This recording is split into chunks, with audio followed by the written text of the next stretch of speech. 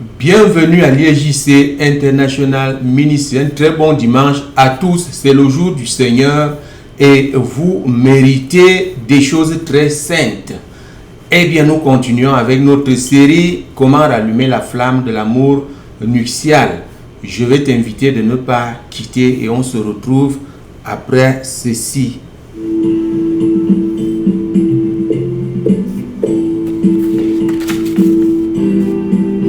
L'ISJC, l'intimité avec le Seigneur Jésus-Christ, l'assurance absolue du salut de ton âme.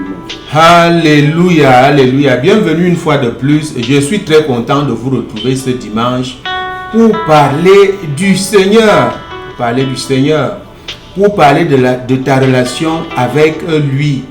Où est-ce qu'elle est cette relation? Tu ne l'as pas encore connue. Donne ta vie au Seigneur Jésus-Christ. Tu l'as déjà connue, mais ça ne marche pas. Et tu te poses des questions. Voici les réponses à toutes tes questions. C'est cette série, par exemple, comment rallumer la flamme de l'amour nuptial entre le Seigneur Jésus-Christ et toi.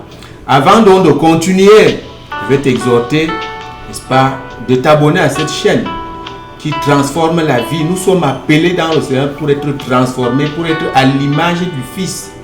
Et si tu as besoin de ces enseignements, abonne-toi, partage et clique sur le like. C'est très important. C'est un combat que nous devons gagner. Alléluia. Dernièrement, hier précisément, nous avons vu le 9e secret qui consistait donc à venir à la croix, à la repentance. La repentance, et la conclusion était que la repentance est donc ce carburant-là qui rallume la flamme de cet amour entre le Seigneur et toi. Le Seigneur aime la repentance. C'est quand tu te repens sincèrement qu'il revient. Tu es pardonné, tu es expié. Il revient et tout recommence à zéro. Alléluia. Donc voilà, aujourd'hui nous continuons avec le secret numéro 10. Le secret numéro 10. Prends tout ce que je te donne là au sérieux. Et il y a les gens qui se retrouvent dans un vide spirituel, ils sont égarés, sont perdus, ils ne savent même pas quoi faire. D'autres abandonnent, d'autres se livrent à des véreux. Donc, l'IEJC est là pour remettre les choses en place. C'est pour ta protection même. L'IEJC, c'est pour que tu aies de la connaissance, pas la connaissance qui enfle, mais celle qui te sauve. Tu dois connaître un tout petit peu les Écritures. Comment notre Dieu fonctionne. Donc, fais tout cela et tu feras l'œuvre de Dieu. Le secret numéro 10, c'est quand tu poses des actes de repentance. Voilà ça. Quand tu poses les actes de repentance, qu'est-ce que ça veut dire? Tu as fait du mal. Dieu t'a pardonné. Tu as été racheté déjà même du péché d'Adam et Ève. Et là, tu ne sais encore rien. Tu es déjà enseigné. Mais tu tombes. Dieu te relève. Le Seigneur te pardonne. Son sang te lave pour te protéger contre le vieil homme qui peut revenir. Alors, qu'est-ce qui se passe ici? Tu dois poser des actes de repentance. Oui, cela rallume encore plus cette flamme. Et Jésus-Christ est content de toi. C'est dans son œuvre. Quand tu poses ces actes, tu fais son œuvre. Tu fais ta part.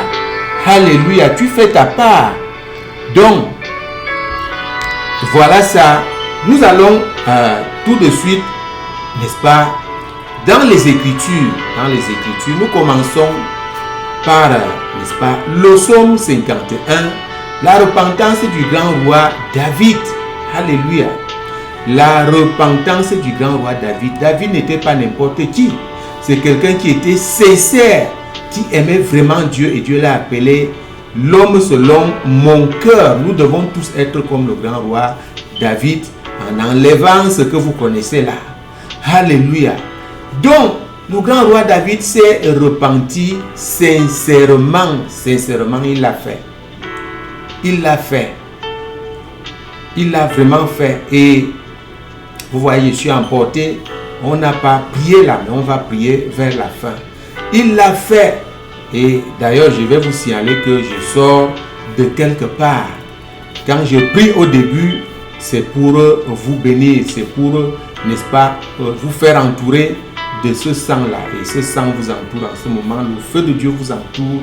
Je suis plutôt emporté par l'onction, l'excitation d'annoncer ces choses qui peuvent avancer l'Église. La vérité peut avancer l'Église. Alléluia. Si on vous la cache, on ne vous fait pas du bien.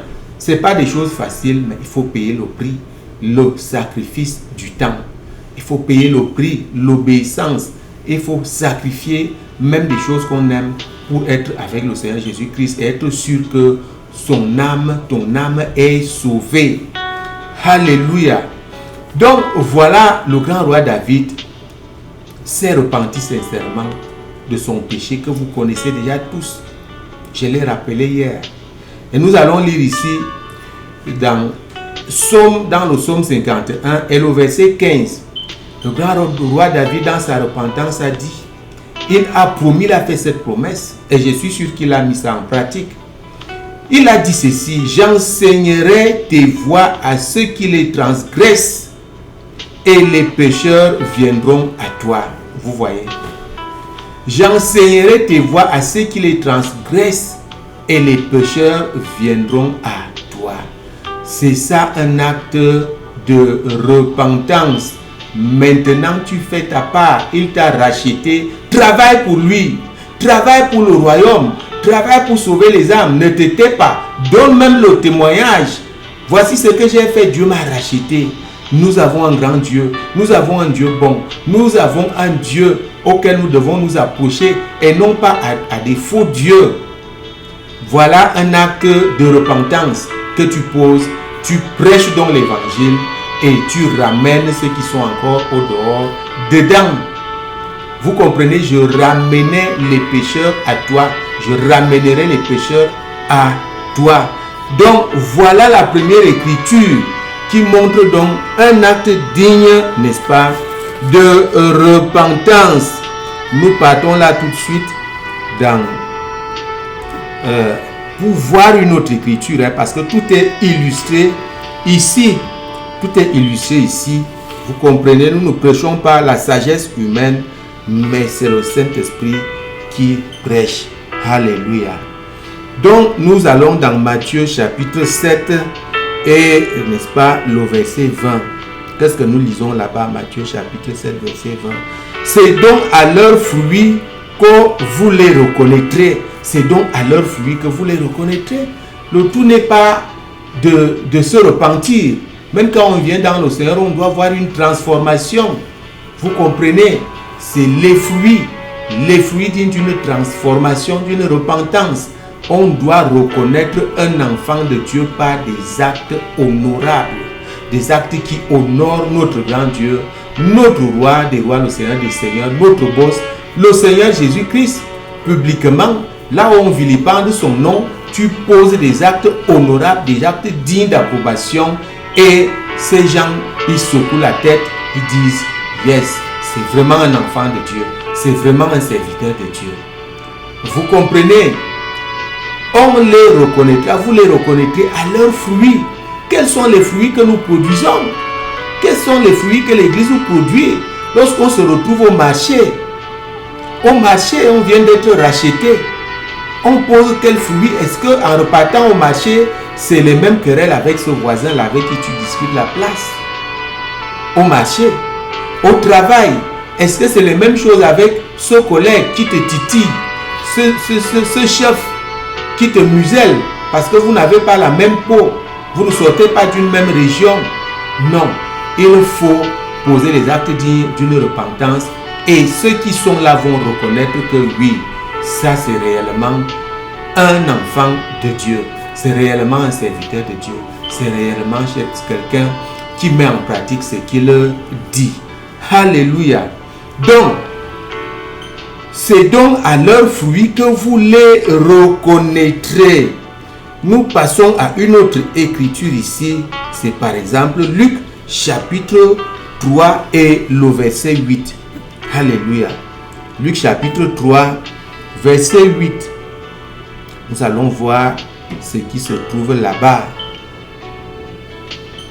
Luc chapitre 3, verset 8 nous dit ceci. Produisez donc les fruits dignes de la repentance et ne vous mettez pas à dire en vous-même, nous avons Abraham pour père, car je vous le déclare que de ces pierres, Dieu peut susciter des enfants à Abraham. Vous savez, c'est ça que nous sommes, nous les enfants de Dieu, nous sommes orgueilleux. On aime se taper la main dans la poitrine. Je suis born again, je suis né de nouveau. Moi, je suis de l'église de réveil, je suis pentecôtiste. Mais quels sont les actes que tu produis? Produisez donc les actes, les fruits dignes de la repentance. Et l'église doit produire les fruits dignes de la repentance. On doit voir que le Seigneur t'a racheté, tu es transformé. Ne te mets pas à te vanter. Ça, c'est l'église. L'église du Seigneur se vante beaucoup. Je vous dis, quand j'arrive dans le Seigneur, j'entends les vérités, je commence à donner des défiances à ceux qui sont encore au dehors, aux religieux, la catholique, les musulmans et les bouddhas et tous ces gens. Vous comprenez, c'est quand j'ai commencé à grandir que Dieu a modelé certaines choses et puis je ne les regarde plus de la même façon. Je dois plutôt bien me comporter là où ils sont pour les amener parce qu'ils vont faire eux-mêmes la différence entre le vrai Dieu et l'autre Dieu qui ne parle pas. Vous savez, le Dieu de Baal ne dit rien du tout. Il n'a jamais dit à ses adeptes, je t'aime. Il ne les a jamais guéris, il ne les a jamais soignés, il ne les a jamais consolés. Mais notre Dieu, lui, il fait tout cela. Produisez donc les fruits dignes de la repentance. Nous allons voir une dernière écriture donc, qui se trouve dans le livre des Actes. Dans le livre des Actes. Alléluia.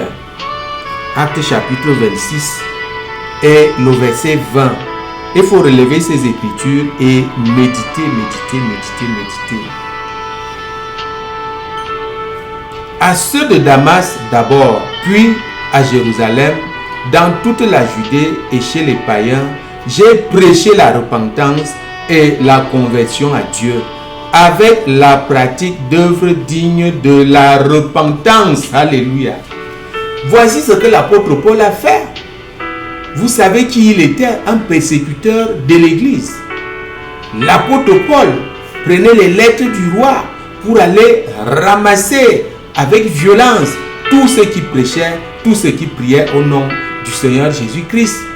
Et quand Jésus l'a touché, je te préviens, monsieur le persécuteur, quand Jésus te touche, tu ne peux pas résister. Le Seigneur lui a dit, eh bien, vous savez, il est tellement puissant. Il suffit qu'il prenne la décision même de te sauver. Tu ne peux pas régimber contre les aiguillons. Vous savez, les aiguillons sont rien du tout. Mais c'est-à-dire qu'il a réduit Paul à la plus simple expression. J'ai donné ce témoignage. Dieu m'a parlé ici à travers un petit bruit. Parce que je somnolais là, je devais aller prier et je ne faisais que renvoyer le réveil. Vous savez, quand ça sonne, tu renvoies, tu ajoutes 30 minutes, tu ajoutes. Il m'a parlé par un petit bruit. La peur, la crainte de Dieu est entrée en moi. Je me suis levé en courant. Le Saint-Esprit m'a dit, l'Éternel t'a parlé. C'est lui qui t'a dit, va prier. C'est trop, va prier. Tu deviens paresseux, vous comprenez? Donc, voici ce que l'apôtre Paul a fait. Il a prêché la repentance et en produisant, en pratiquant les œuvres dignes de la repentance. L'apôtre Paul collectait les dons et les amenait à Jérusalem pour l'église qui est là-bas, qui était là-bas. C'est ça que l'apôtre Paul faisait parce qu'il avait été pardonné. Alléluia. Donc nous sommes à la fin de notre secret numéro 10. Nous allons tirer la conclusion ici. C'est pratiquement la même chose. C'est Jésus-Christ qui consomme dans notre cœur le bien que nous faisons. Vous savez, c'est toujours lui. Les œuvres, les fruits dignes de la repentance, c'est le bien que tu fais à l'église, le bien que tu fais aux frères et sœurs et à ceux qui ne sont même pas à l'église. Et Jésus-Christ qui est dans ton cœur, le Seigneur qui est dans ton cœur se réjouit et toi-même tu es dans la joie. Voilà, chers frères et sœurs en Christ, ce que nous pouvons dire aujourd'hui. Le Seigneur est merveilleux. Retiens ses enseignements et ta vie sera transformée et tu auras l'assurance de ton salut. Nous parlons ici de l'assurance du salut.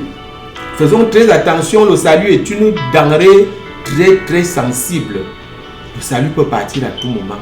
Que le Seigneur vous bénisse au nom puissant de Jésus-Christ. Et tout ce que j'ai dit ici doit rester dans ton cœur. Je menace l'ennemi au nom de Jésus. Nous avons prié. Amen. Alléluia. On se retrouve donc dans la semaine. Alléluia, alléluia, alléluia. Jésus-Christ est vivant, Dieu n'a pas de fin et les miracles continuent.